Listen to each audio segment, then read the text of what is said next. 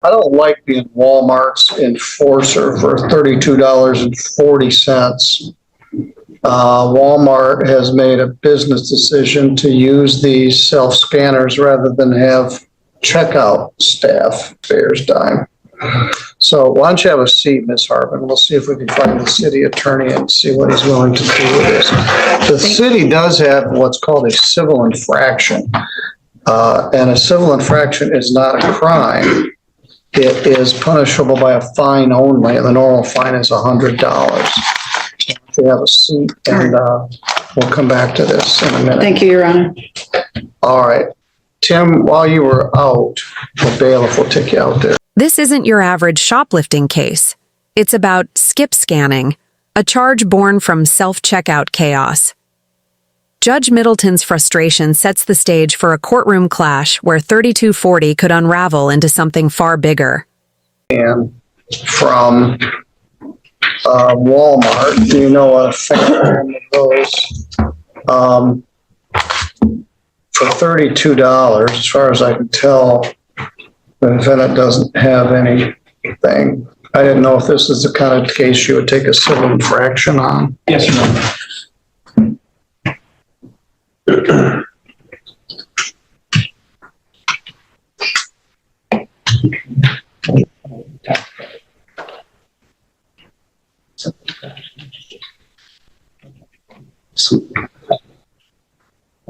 If you have a good explanation, you'll have it.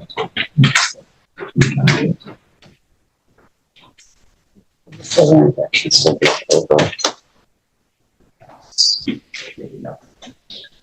appendix. I don't know.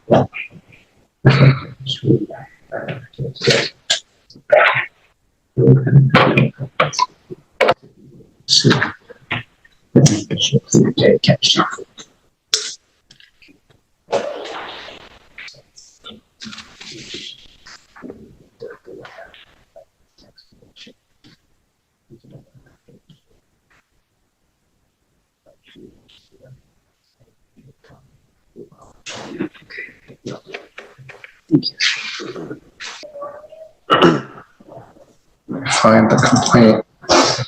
This is a formal misdemeanor complaint alleging that on June 20th of 24, you did a retail fraud at the Walmart store in Three Rivers. And they call it skip scanning. I'm not a big fan of this charge. I rant against it about once a week. Anyway, the way it's charged here under city ordinance, it's a misdemeanor punishable by up to 90 days in jail and a fine of up to $500. It's alleged that you were in the checkout lane and you failed to pay for $32.04 worth of merchandise. Good morning, Mr. Moore. If I can find the city attorney, I will see if they would turn this into a civil infraction. I don't like being Walmart's enforcer for $32.40. Walmart has made a business decision to use these self-scanners rather than have checkout staff. And it encourages this sort of thing. This crime didn't exist a few years ago. Now we get a ton of them. So for $32.40, the Three Rivers Police Department has to go out there, respond to this complaint at the cost of the taxpayers, prepare a report, send it to the prosecutor, ask the prosecutor to do a complaint and have you come to court and take up my time. If there was a checkout person there, none of this would have happened, but they made a decision that I guess it's more profitable to have some theft, particularly if all this part of it isn't on their dime, but on the tax. Here's the legal twist. Instead of a criminal charge, the judge considers a civil infraction. That's the difference between jail time and just a fine. But should taxpayers really shoulder Walmart's cost-cutting gamble? What's your verdict? Taxpayers' dime. So why don't you have a seat, Ms. Harbin? We'll see if we can find the city attorney and see what he's willing to do with this. The city does have what's called a civil infraction. And a civil infraction is not a crime. It is punishable by a fine only, and the normal fine is $100. We have a seat, and we'll come back to this in a minute. Thank you, Your Honor. All right.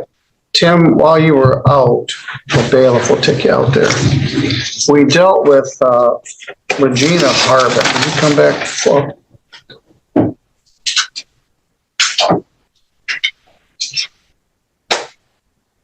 Not sure where she is. This is a skip scan from Walmart. Do you know what a fan of those?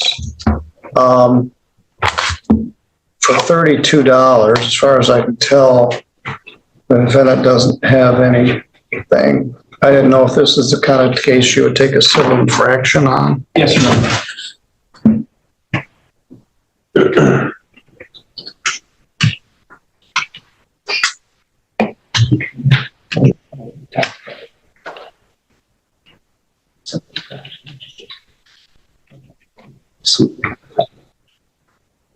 If you have a good explanation, you have it.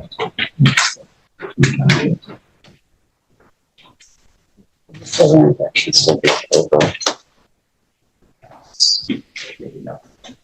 So I'm looking I don't know.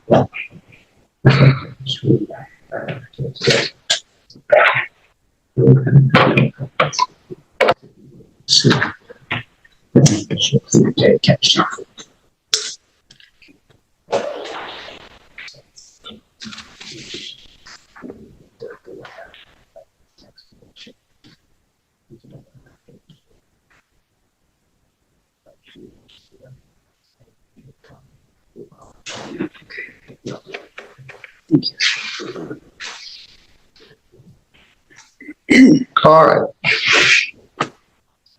Ms. Harbin, are you willing to admit to the civil infraction of retail fraud for this incident?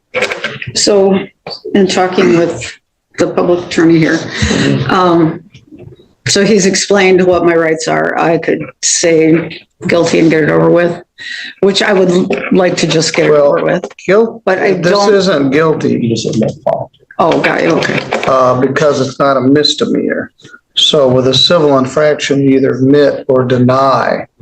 You could also plead no contest, saying I don't admit what happened, but I also don't deny what happened. I would allow or accept that the conviction enter. I'm going to give you a $100 fine if you do admit to this. Okay. Yeah, I guess I'd rather get it over with, even though I could say no and give an explanation at a later time, but. Well, tell me what your explanation is. You had a retail fraud about 20 years ago or more, but nothing of this nature since, just some traffic stuff. Yeah, it truly was an accident.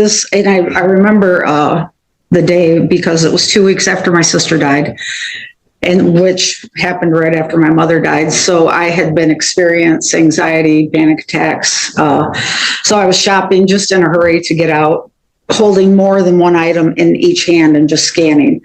So the correct number of items were scanned, but some scanned more than once, some not scanned at all. That's how they came up with $32. But the correct number of items were in the bag. But all I know is I was just trying to get out of there. I was having a panic attack. I was under a lot of duress, stress with the death of my sister just happening, a tragic death at that. So there was no intent.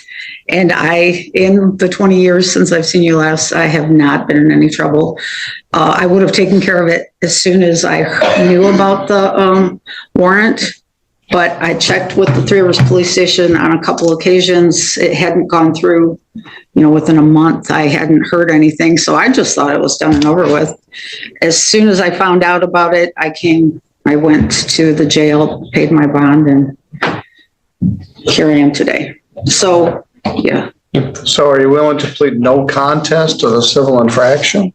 Yes, Your Honor. Now, they have very high definition cameras. I just reviewed one yesterday. They had about 20 shots of the lady in the store. And you can watch the video. I haven't watched this video, but clearly see what's going on.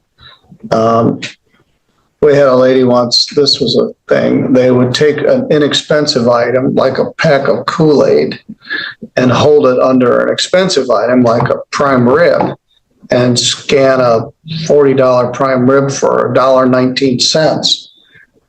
And you could see it. And so I'm not sure what happened here, but you're willing to admit no contest, so I'm going to accept your plea. Thank you, Your Honor.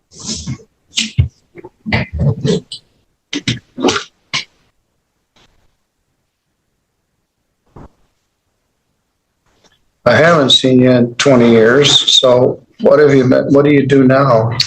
I'm on disability, but I do some volunteering at the church. I help out a friend, with their restaurant occasionally when they need it. I have some surgeries coming up, and then I plan to get out and get a real job again. I hope to be employed again, but disability is where I'm at right now. Okay. Well, you paid a $50 fine, bond. Yes. The total fine is $100. $50 bond is applied. By $50 bond, defendant owes $50 by February 7th.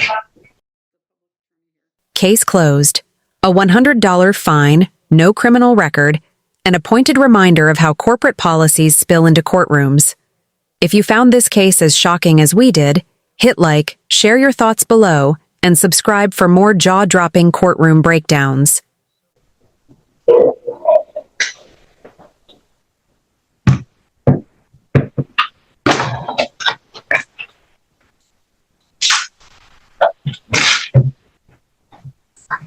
Now, again, this is a civil infraction, not a misdemeanor. And you admitted by no contest. And the report indicates enough factual basis for this charge. All right, Ms. Harbin, you're good to go. All right. Thank you, Your Honor.